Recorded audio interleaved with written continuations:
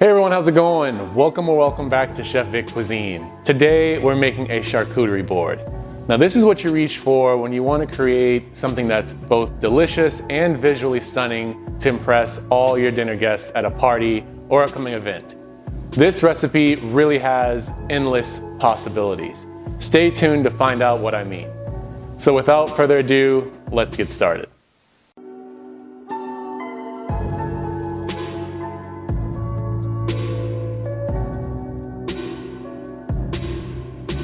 What I really like about this recipe is that it's super customizable and you can always cater it to your own personal tastes. So we're going to start off by placing small bowls on the charcuterie board and then fill them with the dips that you choose. I like using either some onion dip, hummus, honey, or even jam. You want to follow that up by also filling one of the bowls with pickles and olives. I like using a spread of green olives, Kalamata olives, some cornichons, all fitting snugly into one container. Next, you want to add a meat selection to the board.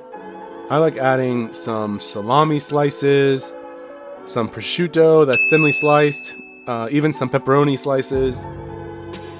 It's always a great add-on when you take some oven roasted turkey, as well as even some chorizo sausage for a balance of various levels of savory. Next, we want to add cheese, and as before, you can always add your favorite types of cheeses, but you want to have a different variety. I like adding on either sliced or cubed cheddar cheese, sliced or cubed Gouda cheese, Colby cheese, and even sliced brie cheese. A great accompaniment for a charcuterie board is bread selection. I like adding on some toasted baguette slices, water crackers, artisan or shortbread crackers, pretzel sticks, or even some crostini. And now you want to add in a bit of sweet variety to this board. I like adding in a bunch of fruit options, so you can have grapes, even dried apricots, strawberries, raspberries. I like adding blueberries. And then for a saltier finish, you want to add a variety of nuts. I like using salted pistachios, salted peanuts.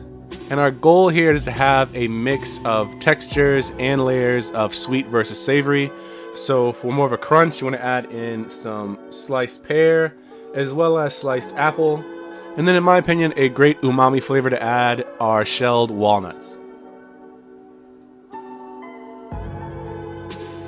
And to add a bit more life to the board, you always want to garnish it with fresh herbs. I like using sprigs of rosemary as well as sprigs of thyme, fitting those in where you see to be most aesthetic. And just like that, you've made your very own charcuterie board right at home. You want to make sure that you provide utensils such as small knives or toothpicks so guests can serve themselves. This offers a wide variety of tastes and textures, so someone is bound to like something on this board. You can always assemble this board a day in advance as well. You just want to keep it covered and chilled until it's ready to serve. You want to pair this with your favorite wine as well. Feel free to add or remove or change the listed ingredients. I like this arrangement of flavors and textures, but like I said before, feel free to cater to your own personal interests. That's the beauty of this board. It's yours to customize. But when you do try this at home, be sure to tag me at Chef Vic Cuisine or hashtag Chef Vic Cuisine so I can see your great takes on this dish.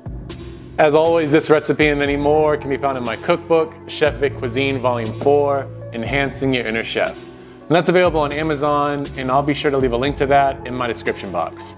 And feel free to click the pop-up on your screen for more information on that as well. Thank you all so much for watching. I really hope you enjoyed learning how to make a charcuterie board, and if you did, make sure you smash that like button for me. It's one of the best ways to help out the channel. And if you haven't done so already, make sure you hit that subscribe button too to see more recipes just like this one. And sharing is caring, so if you enjoyed this recipe and think someone else will too, feel free to share this with all your family and friends.